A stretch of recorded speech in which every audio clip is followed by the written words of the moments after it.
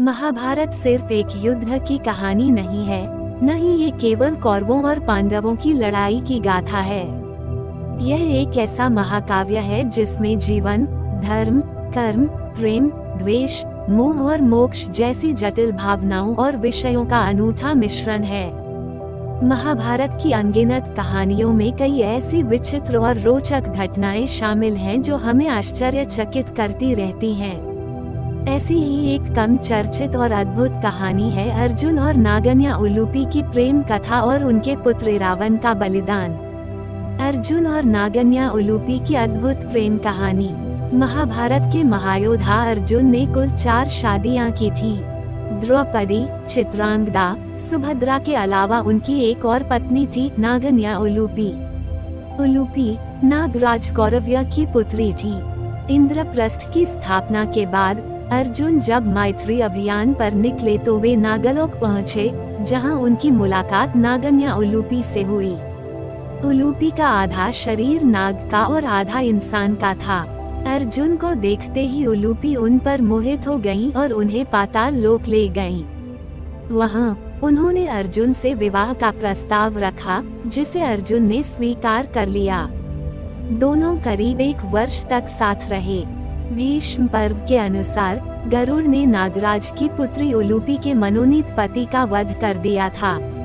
इसके बाद नागराज कौरव्य ने अपनी बेटी का हाथ अर्जुन को सौंप दिया। इरावन का जन्म और वीरता। विष्णु पुराण के अनुसार अर्जुन और उलूपी की शादी से एक पुत्र का जन्म हुआ, जिसका नाम इरावन रखा गया। इरावन ने अपना ज्यादातर समय नागलोक में माता उलूपी के साथ बिताया और वहीं युद्ध कौशल सीखा। वो अपने पिता अर्जुन की ही तरह कुशल धनुर्धर बने और तमाम मायावी अस्त्र शस्त्रों पर सिद्धि प्राप्त की। साथ ही उन्होंने शास्त्रों और पुराणों का भी अध्ययन किया। महाभारत युद्ध में इरावन का बलिदान। महाभारत युद्ध से पहले पांडवों ने अपने विजय के लिए एक खास अनुष्ठान आयोजित किया और मां काली की पूजा की। इस पूजा में एक नरबलि दी जानी थी। पांडव और भगवान कृष्ण दुविधा में थे कि बलि कौन देगा। ऐसी विषम परिस्थिति में अर्जुन के पुत्र इरावन स्वयं आगे आए और बलि देने को तैयार हो गए। लेकिन उन्होंने शर्त रखी कि बलि से पहले उनकी इच्छा विवाह करने की है, क्योंकि वह अविवाहित नहीं मरना चाहते थे। इरावन के विवाह की कठिनाई। अर्जुन के पुत्र इरावन के बारे में ज्योतिषियों ने भविष्यवाणी की थी कि वे युद्ध में वीरगति को प्राप्त करेंगे। इसी कारण से कोई भी कन्या उनसे विवाह करने को तैयार नहीं थी। इस कठिन परिस्थिति में भगवान कृष्ण ने मोहिनी रूप धारण कर स्त्री के रूप में प्रकट हुए और इरावन से विवाह किया। विवाह के बाद श्री कृष्ण ने एक पत्नी की तरह इरावन को विदा किया। अगले दिन इरावन का सिर काट दिया गया।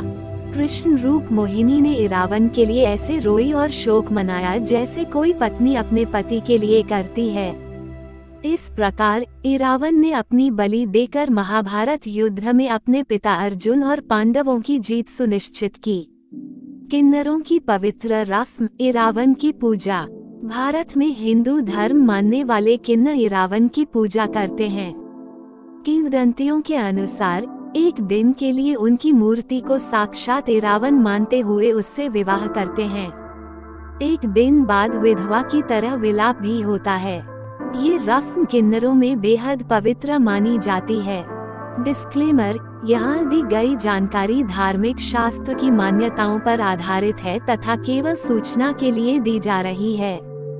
हमारा चैनल इसकी पुष्टि नहीं करता है।